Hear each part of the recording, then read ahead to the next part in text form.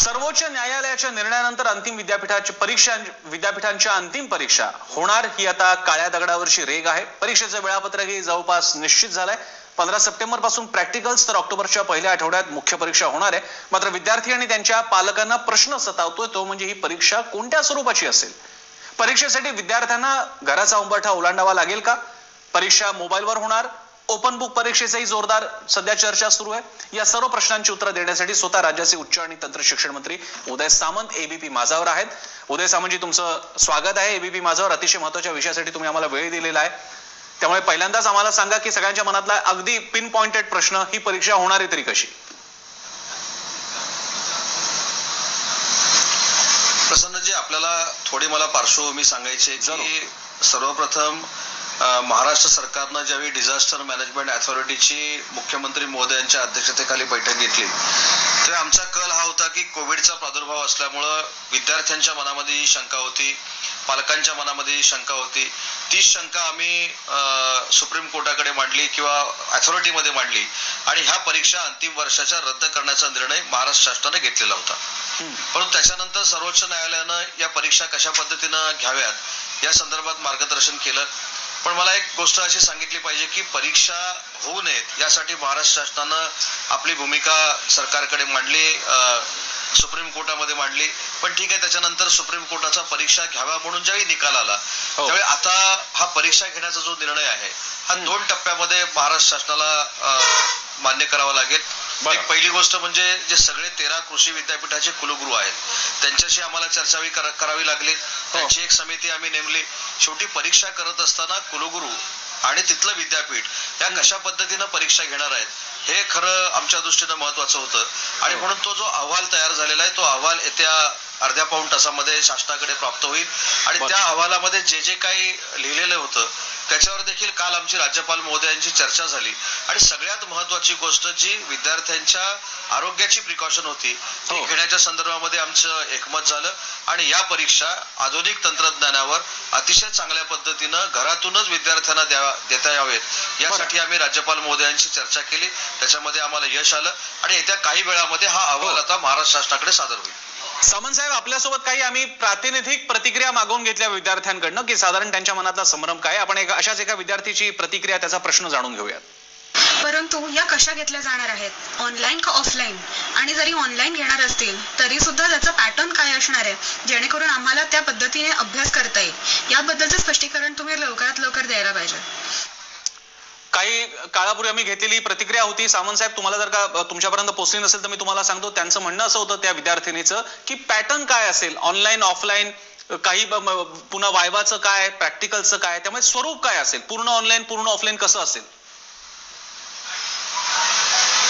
प्रसन्नजी, मगाशी देखील मी असं सांगितलं की पहिली गोष्ट कोविडचा जो प्रादुर्भाव संपूर्ण महाराष्ट्रामध्ये आहे त्याच्यामुळे आमचा कल हा पहिला देखील ज्यावेळी सुप्रीम कोर्टाचा निर्णय झाला त्यावेळी देखील घरातनंच परीक्षा द्याव्या अशा पद्धतीचा होता. त्याच्यामुळे घरातनं परीक्षा देत असताना त्याचा फॉर्म्युला काय असावा, फॉर्मॅट काय असावा याच्यावर देखील सगळ्या कुलगुरू महोदयांनी चर्चा केलेली आहे. आजच म्हणजे अर्ध्या पाऊण तासामध्ये तो अहवाल माझ्याकडे सादर होईल. परंतु हा जो फॉर्म्युला असेल त्याच्यासाठी विद्यार्थ्यांना वेळ पण दिला जाणार आहे हे देखील मी अगोदर सांगितलं होतं. त्याच्यामुळं काल जे मी सांगितलं की हा जो अभ्यासक्रम दिला जाईल किंवा त्याचा जो काही पॅटर्न दिला जाईल त्या सगळ्या परीक्षांची सुरुवात मला असं वाटतं की ऑक्टोबर फर्स्ट वीक पासून होईल आणि 31 ऑक्टोबर पर्यंत सगळ्या परीक्षांचे रिझल्ट दिले जातील. आणि म्हणून थोडी वेळ शिल्लक आहे. त्याच्यामध्ये अहवाल आल्यानंतर मी स्वतः परत आपल्या सगळ्या प्रसार माध्यमांशी बोलणार आहे. पण मी आताच जे कमिटीचे अध्यक्ष होते म्हणजे तुमच्या चॅनलवर याच्या अगोदर जे कमिटीचे अध्यक्ष होते कुलगुरू सुहास पेडणेकर यांच्याशी मी चर्चा केलेली आहे. त्यांचं म्हणणं की अर्ध्या पाऊण तासामध्ये ह्या सगळ्या गोष्टी क्लिअर होतील आणि त्यांनी दिलेला कुलगुरूंचा अहवाल मी आपल्याला सांगणं हे योग्य राहील, कारण शेवटी परीक्षा ह्या कुलगुरूंना घ्यायच्या. हो, अर्थातच तो मुद्दा आहेच आणि तो मुद्दा उपस्थित सुद्धा झाला होता. काही याचिका सुद्धा दाखल झाल्या की फक्त परीक्षा घेण्यासंदर्भातला बेसिक निर्णय घ्यावा, परीक्षांचं स्वरूप शासन ठरवू शकत नाही, याबद्दल याचिका सुद्धा दाखल झाली होती. तुम्ही त्याला स्पष्टीकरण दिल्याचं सुद्धा मला आठवत आहे. पण मी अशा प्रकारे बघूयात की आपण सगळे एक कन्सर्न असणारे नागरिक आणि तुम्ही तर त्या खात्याचे मंत्री आहात. एक लोकांच्या मनात मुद्दा आहे की समजा अगदी ऑनलाईन ऑफलाईन जरी ठरवलं तर ती ऑब्जेक्टिव्ह स्वरूपाची असेल का, 3 तासाची जशी नेहमीची परीक्षा असते तशी असेल का, थोडा ड्युरेशन तुम्ही कमी कराल, अगदी थेट उत्तर देता जरी नाही आलं तरी किमान एक दिलासा मिळू शकेल असा पर्याय असेल? सामंतजी ह्याचं मी थेट उत्तर देतो. ही परीक्षा काही 3 तासाची असणार नाही. विद्यार्थ्यांना 3 तासाच्या परीक्षेला बसून अजूनही मानसिक ताण देण्यामध्ये कुलगुरू महोदय देखील कुठे इच्छुक नाहीत आणि म्हणून ती किती मार्काची परीक्षा असेल, किती तासाची परीक्षा असेल, काही काळातच आम्ही जो अहवाल कुलगुरूंचा येणार आहे तो आम्ही पुन्हा एकदा विद्यापीठांकडे पाठवणार आहोत. आणि प्रसन्नजी, एक महत्वाची गोष्ट आपल्याला सांगितली पाहिजे की महाराष्ट्र शासन ज्या पद्धतीनं तातडीनं ह्या गोष्टी कशासाठी करतंय, तर सुप्रीम कोर्टाने एक जजमेंट अशी दिलेली आहे की कुलगुरूंशी चर्चा करून तातडीनं जर 30 सप्टेंबरची तारीख ही 31 ऑक्टोबर किंवा पुढे ढकलायची असेल तर तुम्हाला डिझास्टर मॅनेजमेंट अथॉरिटीची बैठक घ्यावी लागेल आणि त्या बैठकीतनं तो प्रस्ताव पुन्हा एकदा UGC कडे आणि राज्यपाल महोदयांकडे पाठवायला लागेल आणि त्याच्यासाठी ह्या सगळ्या आम्ही बैठका घेतोय. शेवटी त्या विद्यार्थ्यांचं आरोग्याचं हित जपणं, चांगल्या पद्धतीनं त्यांना परीक्षा देत असताना त्यांच्या वर मानसिक दडपण न येणं, ही सगळी जबाबदारी जशी शासनाची आहे तशीच विद्यापीठांची आहे आणि म्हणून विद्यापीठांना जास्तीत जास्त सहकार्य करून या परीक्षा चांगल्या पद्धतीनं कशा होतील याचा कल महाराष्ट्र शासनाचा नक्की राहणार आहे. सामंतजी, पुन्हा एकदा अशाच आपल्या एका विद्यार्थी मित्राची प्रतिक्रिया आपण जाणून घेऊया. काही वेळापूर्वी त्यांच्याकडून आपण प्रश्न घेतले होते, आपण बघूयात काय म्हणतात आपले विद्यार्थी मित्र. दुसरा विषय असा होता की बरेच विद्यार्थी उच्च शिक्षणाकरता म्हणजे मास्टर्स करता अप्लाय करतात, तर ह्या परीक्षा सुद्धा सप्टेंबर एंड आणि ऑक्टोबर फर्स्ट वीक मध्ये लागलेल्या आहेत. तर त्याबद्दल त्या परीक्षा आणि फायनल इयरच्या परीक्षा या क्लॅश होऊ नयेत याबद्दल तुमचं काय धोरण असेल? सामंतजी. नाही, हा प्रश्न मला अतिशय योग्य वाटतोय, कारण आता पहिली जी भूमिका आहे म्हणजे त्याच्यामध्ये मी कुठेही असं चोरून काही ठेवलेलं नाही की महाराष्ट्र शासनाची पहिल्या दिवसापासूनची, कोविडच्या पहिल्या दिवसापासूनची भूमिका अशी होती की विद्यार्थ्यांनी परीक्षा देऊ नये, मग ते सरासरी बेसवर असेल किंवा अन्य बाबतीमध्ये असेल त्यांना पदवी द्यावी, ही आमची पहिल्या दिवसापासूनची भूमिका होती. परंतु सुप्रीम कोर्टानं ज्यावेळी ही भूमिका घेतली त्याच्यानंतर ह्या परीक्षांच्या संदर्भातल्या तारखा किंवा टाइम टेबल आम्हाला तयार करावं लागतंय. आणि मला दुसरं सांगितलं पाहिजे की हा निर्णय घेत असताना एकटा काय शिक्षण मंत्री म्हणून उदय सामंतने घेतला नाही, त्याच्यामध्ये कुलगुरू महोदयांची देखील 13 कुलगुरूंची देखील जी समिती होती त्यांनी देखील आमच्याकडे शिफारस केलेली होती आणि त्याच्यामध्ये नुसतं परीक्षा रद्द करण्याची शिफारस नव्हती, तर त्याच्यामध्ये एटीकेटीच्या परीक्षा देखील कशा करता याव्यात, पूर्वीच्या एटीकेटीच्या परीक्षा देखील कशा घ्याव्यात, हा सगळा विचार विनिमय ह्या कुलगुरूने केलेला होता आणि तेच म्हणणं आम्ही सुप्रीम कोर्टामध्ये मांडलेलं होतं. त्याच्यामुळे ह्या परीक्षा एकामेकाबद्दल क्लॅश होणार नाहीत, एकामेकाबरोबर क्लॅश होणार नाहीत याची तजवीज मी देखील संबंधित काही मेडिकलच्या एक्झाम्स असतील तर त्या मंत्री महोदयांशी बोलेन. माझ्यापुरतं मर्यादित जर सांगायचं झालं तर याची दक्षता माझ्या डिपार्टमेंटकडनं पूर्ण घेतली जाईल. सामंतजी, याच्यातला आणखी एक मुद्दा होता, विशेषतः तो म्हणजे थोडा एका अर्थानं क्रांतिकारीच ठरला असता. तुम्ही जेव्हा ही चर्चा सुद्धा सुरू होती, मला आठवतंय तुम्ही बहुधा माझ्यावरतीच बोलताना म्हणाला होतात की ओपन बुकचाही पर्याय प्रसंगी आपण ओपन बुक बद्दलही विचार करू, ऑब्जेक्टिव्ह स्वरूपाची मार्क तेवढेच असतील पण ड्युरेशन कमी केलेली यांचाही पर्याय विचार करू शकतो. खास करून ओपन बुक ही पूर्ण वेगळीच कन्सेप्ट ठरेल असाही विचार होऊ शकेल? प्रसन्नजी, या सगळ्या गोष्टींचा विचार केल्यानंतर परीक्षा कशा पद्धतीनं होऊ शकतात, आता मी तुम्हाला एक साधं उदाहरण द्यायचं झालं तर सगळ्यांनी हे देखील समजून घेतलं पाहिजे, सगळ्यात मोठं विद्यापीठ आपलं मुंबई विद्यापीठ आहे आणि मुंबई विद्यापीठामध्ये जवळजवळ 2.5 लाख विद्यार्थ्यांना अंतिम वर्षाच्या परीक्षा द्यायच्या आहेत. एक तर आपण असं म्हणतोय की त्यांना घरातनं बाहेर येऊन आरोग्याच्या सुविधा आपण देऊ शकत नसल्यामुळं घरात बसून घेतल्या पाहिजेत. काही मंडळींचं असं म्हणणं आहे की असाइनमेंट बेसिसवर घेतल्या पाहिजेत. पण ह्या सगळ्या गोष्टी करत असताना आमचे जे प्राध्यापक आहेत, शिक्षकेतर कर्मचारी आहेत, त्यांचा विचार देखील आम्हाला केला पाहिजे. त्या विद्यार्थ्यांना परीक्षा घरातून देत असताना प्राध्यापक किंवा आमचे शिक्षकेतर जे कर्मचारी आहेत त्यांना बाहेर काढायचं, त्यांना परत कुठेतरी मॉबमध्ये फिरावं लागणार आहे, पेपर सेट करावे लागणार आहेत, उत्तरपत्रिका सेट करावे लागणार आहेत. एवढ्या बारीक बारीक गोष्टीचा विचार हा कुलगुरू महोदयांनी केलेला आहे, आमच्याबरोबर चर्चा केलेली आहे. त्याच्यामुळे मला असं वाटतं की विद्यार्थ्यांना मला महाराष्ट्र शासनातला या विभागाचा प्रमुख म्हणून एवढीच नम्रतेची विनंती करायची आहे की जो निर्णय कुलगुरू महोदय समितीमध्ये घेतील हा नक्की विद्यार्थ्यांच्या आरोग्याच्या हिताचा असेल, प्राध्यापकांच्या आरोग्याच्या हिताचा असेल, शिक्षकेतर कर्मचाऱ्यांच्या हिताचा असेल आणि लवकरात लवकर निकाल लागून विद्यार्थी मोकळे होतील याच्यातनं, अशा पद्धतीनं या समितीनं घेतलेला निर्णय असेल. सावंतजी, पुन्हा एकदा आपल्या अशाच विद्यार्थी मित्रमैत्रिणींचा प्रश्न पाहूयात, त्यांची प्रतिक्रिया पाहूयात. ग्रामीण विभागात मी राहतोय सर, तर इथे कनेक्टिव्हिटीची सोय नाही, तर आम्ही आता इथे परीक्षा कशा द्याव्यात, ऑनलाईन परीक्षा कशा द्याव्यात?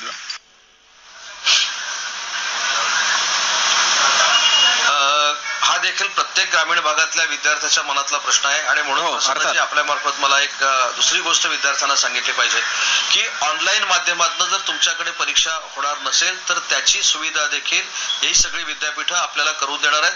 त्याच्यामुळे कुठचाही विद्यार्थी 7,92,385 पैकी एकही विद्यार्थी परीक्षेपासून वंचित राहणार नाही याची पूर्ण जबाबदारी ही विद्यापीठाने घेतलेली आहे. विद्यापीठ त्यांना सहकार्य करेल आणि विद्यापीठाला जे काही प्रशासकीय स्तरावर सहकार्य लागेल ते महाराष्ट्र शासन मुख्यमंत्री महोदयांच्या नेतृत्वाखाली नक्की करेल. हा माझा विद्यार्थ्यांना आताही दिलेला शब्द आहे. सामंतजी, परीक्षेचं स्वरूप हा जेवढा महत्वाचा मुद्दा आहे तितकाच महत्वाचा मुद्दा आहे की सगळ्या विद्यापीठांच्या प्रत्येक अंतिम वर्षाच्या परीक्षा त्याच्यामध्ये सुद्धा एकदा ड्युरेशन ठरली की त्याचं एकच वेळापत्रक असेल का त्यामध्ये सुद्धा टप्पे असतील की उदाहरणार्थ म्हणजे जसं अनेकदा आपल्या इलेक्शनचं आपण उदाहरण घेऊयात. महाराष्ट्रामध्ये 2 टप्प्यात इलेक्शन झालेले, काही राज्यांमध्ये 3 टप्प्यात झालेले आहेत. असे टप्पे पण असू शकतात, शक्यता?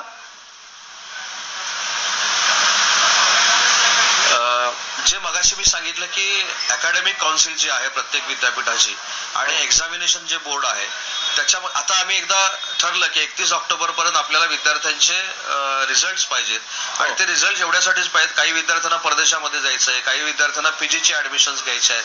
ज्यावेळी परीक्षा रद्द झाल्या असता तर हा प्रश्न झाला नसता, पण न्यायालयानं आता निर्णय दिल्यानंतर ह्या परीक्षा घेणं हे महाराष्ट्र शासनावर देखील आणि विद्यापीठांवर देखील बंधनकारक आहे आणि म्हणून या सगळ्या कुलगुरूंशी चर्चा करून कशा पद्धतीनं लवकरात लवकर ह्या परीक्षा आम्हाला करून देता येतील किंवा निकाल त्यांचे देता येतील अशा पद्धतीचाच विचार प्रत्येक विद्यापीठाचे कुलगुरू करतायत आणि मला असं वाटतं की त्यांच्या ह्या सगळ्या मेहनतीला यश येईल. सावंतजी, याबद्दल ही अवस्था काही फक्त महाराष्ट्रच या परिस्थितीला तोंड देतो अशातला भाग नाही, अन्य राज्य सुद्धा आहेत. त्यामुळे साधारणपणे तुम्ही काही एक जाणून घेण्याचा प्रयत्न केला आपलं काही इतर राज्यांच्याही, विशेषतः भाजप इतर राज्य यामध्ये आघाडीवर होती, आपलीच भूमिका त्यांनी घेतली होती की परीक्षा नको, पण आता परीक्षा तर होणार आहेत. त्यांच्याशी काही बोलणं झालंय, त्यांच्याकडे काय विचार चाललाय? मी या संदर्भामध्ये कायमस्वरूपी माझे जे सहकारी आहेत उच्च व तंत्र शिक्षण विभागाचे मंत्री आहेत त्यांच्याशी चर्चा करत असतो, तिथल्या मुख्यमंत्री महोदयांची चर्चा करत असतो. मला असं वाटतं की ज्या पद्धतीनं महाराष्ट्र शासनानं 2-4 ऑप्शन ठेवून विद्यार्थ्यांसमोर महाराष्ट्र शासन जातंय तसं बाकीची राज्य कुठे गेली नाहीत. काहींनी ऑनलाईन तर ऑनलाईन पद्धतीची एक्झाम घेतली, काहींनी छोट्या छोट्या असाइनमेंट घेऊन एक्झाम घेतली, काही मंडळींनी तर पूर्ण पेपर विद्यार्थ्यांचे परीक्षा केंद्रावर घेतले आणि म्हणून आम्ही सगळ्या गोष्टीचाच कुलगुरू महोदयांना सांगितलंय की विचार करावा आणि मला असं वाटतं की कुलगुरूंनी तो विचार केलेला आहे. राज्यपालांची देखील आमची चर्चा झालेली आहे.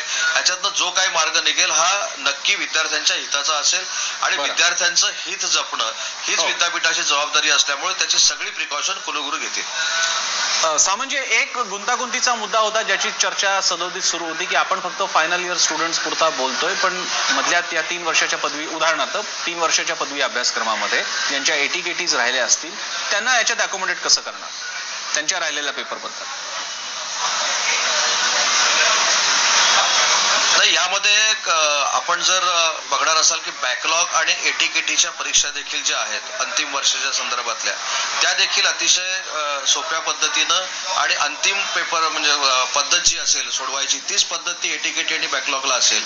आता मुद्दा जो राहिला पहिल्या 2 वर्षाच्या किंवा अंतिम वर्षाच्या आदल्या लोकांनी ज्या म्हणजे विद्यार्थ्यांनी ज्या परीक्षा दिलेल्या नव्हत्या त्यांना जे आपण कॅरी फॉरवर्ड केलेले आहेत त्यांचे वर्ग देखील सुरू झालेले आहेत. ते अतिशय चांगल्या पद्धतीनं त्यांनी अभ्यासक्रम देखील सुरू केलेला आहे ऑनलाईन, त्याच्यामुळे ते सगळे विद्यार्थी अतिशय चांगल्या पद्धतीने शिकतायत. आता त्यांच्या बाबतीतली जी बॅकलॉगची आणि AT-KTची परीक्षा होती त्या संदर्भामध्ये पुन्हा आम्ही एकदा चर्चा करणार आहोत प्रत्येक विद्यापीठाशी, त्यांच्याबरोबर बसणार आहोत.